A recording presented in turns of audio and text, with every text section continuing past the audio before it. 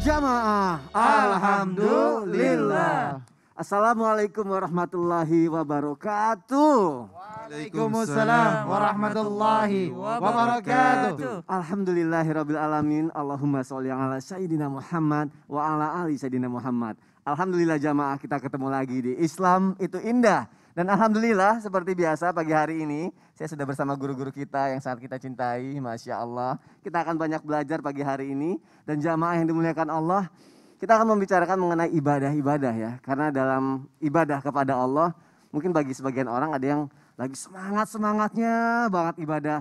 Tiba-tiba ngerasain kendor, lesu gitu ibadahnya ya. Dan aku mau mengutip dari hadis riwayat Ahmad, Rasulullah SAW bersabda, ingatlah setiap amalan itu ada semangatnya.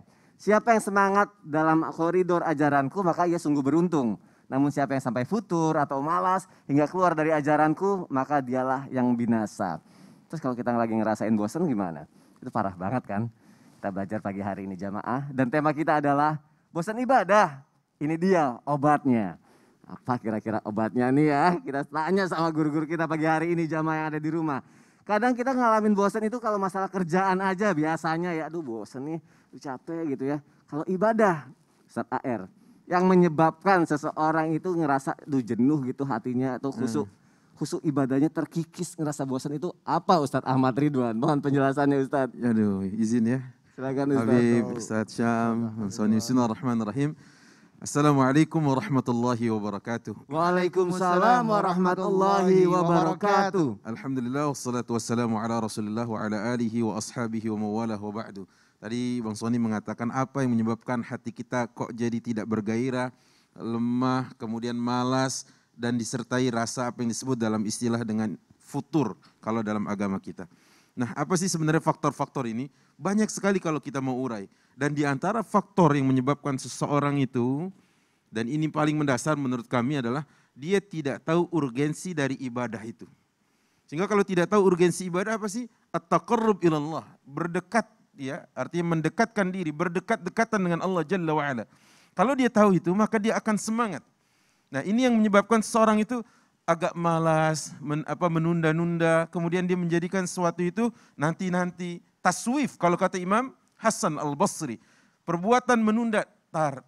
Kalau kata orang Betawi, entar jadi telantar gitu ya. Nah, ini yang pertama. Yang kedua, disebutkan oleh para ulama adalah bagaimana seseorang bisa mengalami hal itu karena seringnya lupa akan kematian. Padahal kalau mati, dia ingat dengan seksama. Al-Imam Daqqaq dalam kitab Tazkirahnya Imam Qurtubi disebutkan bahwa sesungguhnya apa yang menyebabkan seorang itu semangat dalam ibadah, zikrul maut. Banyak mengingat kematian. Nah, banyak mengingat kematian ini akan menyebabkan seorang itu akan semangat dalam ibadah.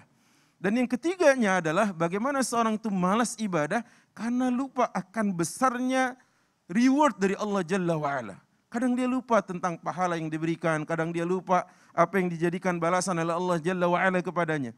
Yang keempat, banyaknya melakukan hal-hal yang disebut dengan kasratu al-halal wal-ibahah ala wajhi al-i'tad. Artinya seseorang banyak melakukan sesuatu dan dia melampaui batasannya.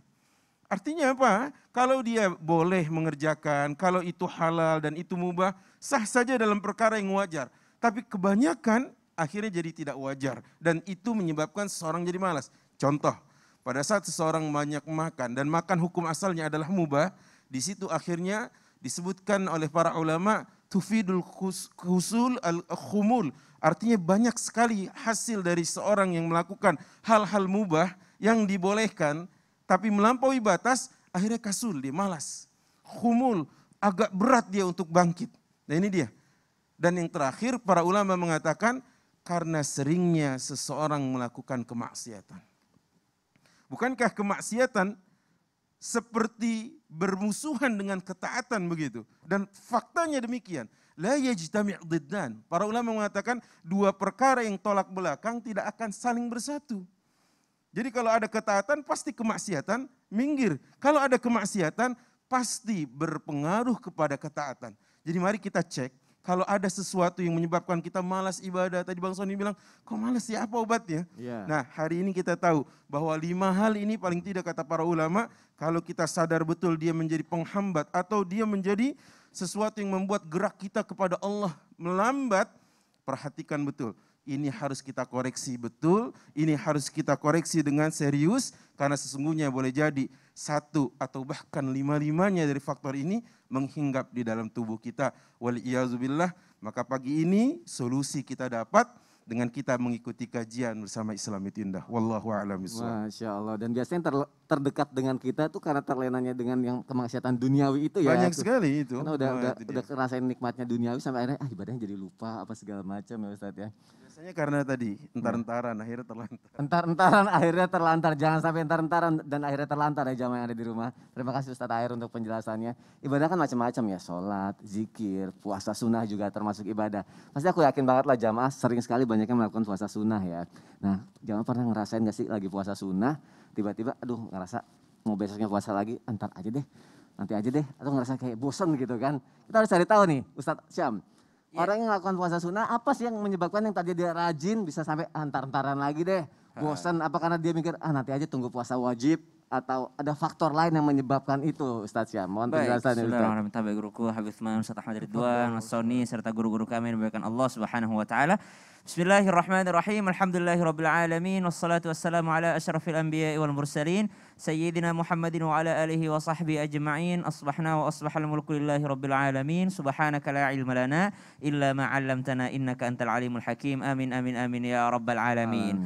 Kalau ditanyakan apa yang menyebabkan seseorang malas dalam menjalankan puasa sunnah, pertama jawabannya ya karena emang sunnah gitu. Karena emang sunnah, makanya Nabi tidak mewajibkan. Karena Nabi tidak mau memberatkan kepada umatnya. Sesuatu yang dilakukan oleh Rasulullah Sallallahu Alaihi Wasallam, kadang-kadang Rasulullah itu sengaja untuk memperlihatkan bahwa ini tidak wajib untuk kalian, maka jangan kalian perberat diri kalian. Sama seperti puasa Senin Kamis, Rasulullah tidak setiap pekan Rasulullah SAW puasa Senin Kamis.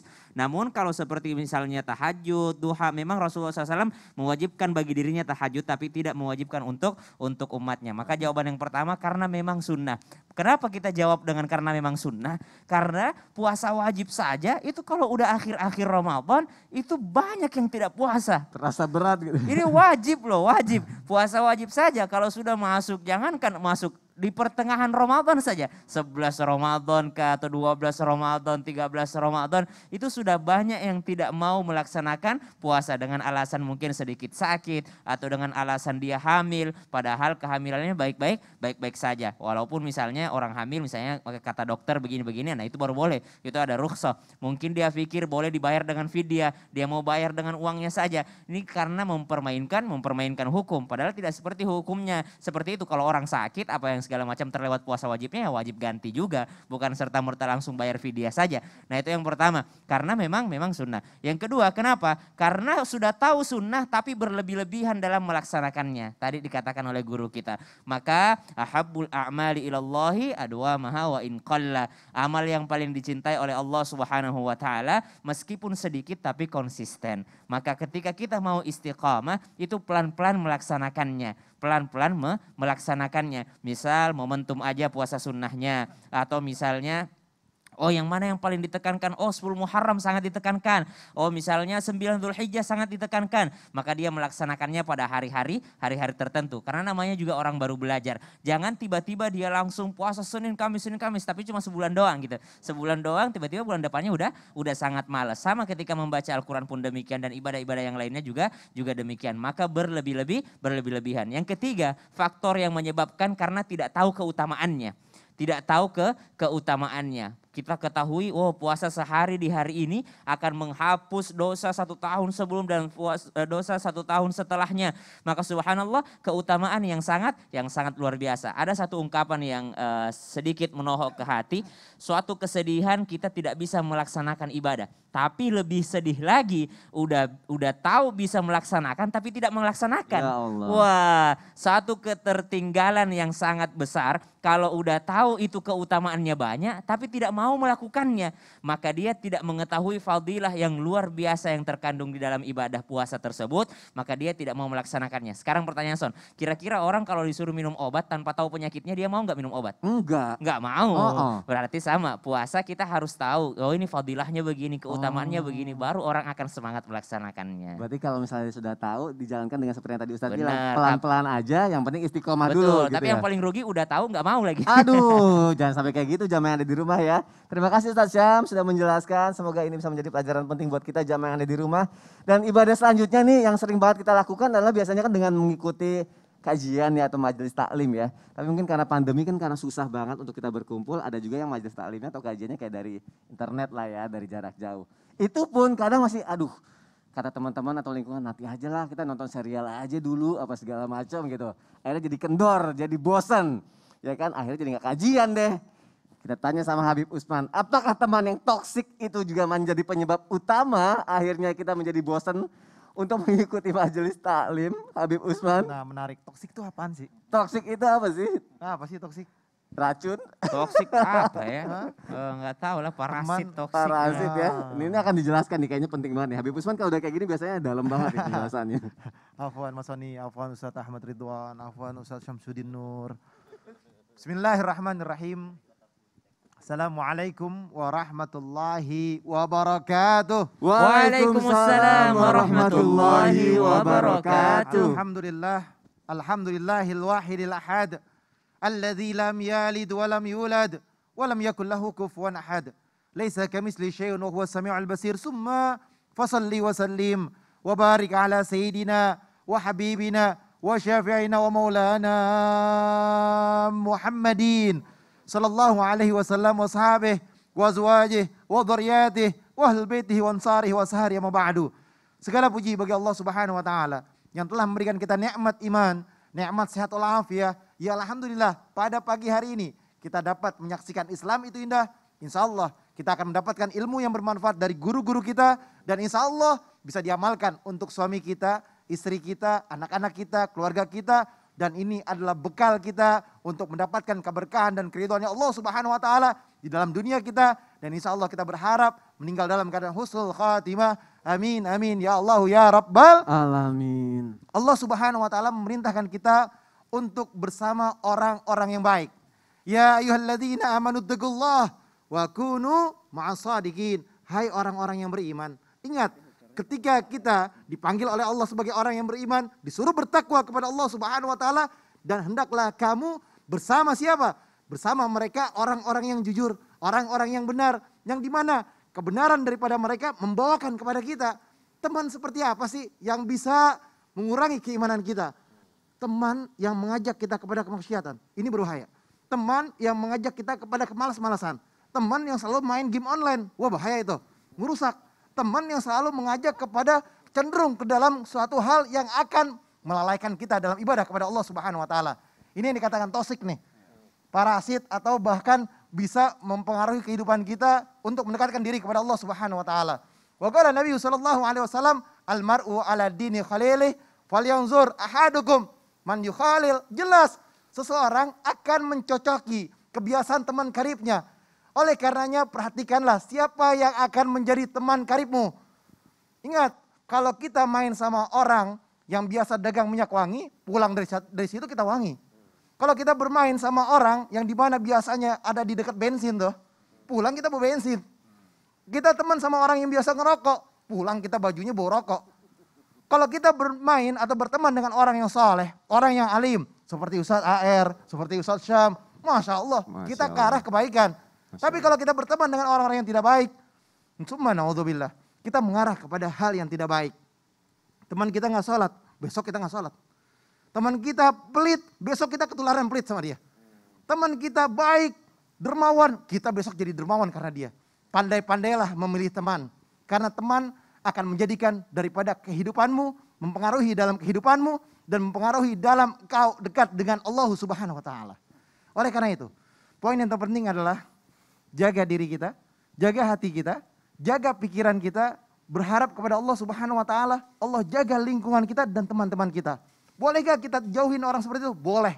Kalau orang itu nggak baik, orang itu mengajak kepada kemaksiatan, mengajak kepada nggak benar, boleh kita gak bermain dengan dia. Tapi kalau orang itu orang yang baik, orang yang soleh, deketin sedekat-dekatnya. Inilah jalan kita menuju surganya Allah Subhanahu wa taala. Inilah jalan kita menuju kepada kebaikan.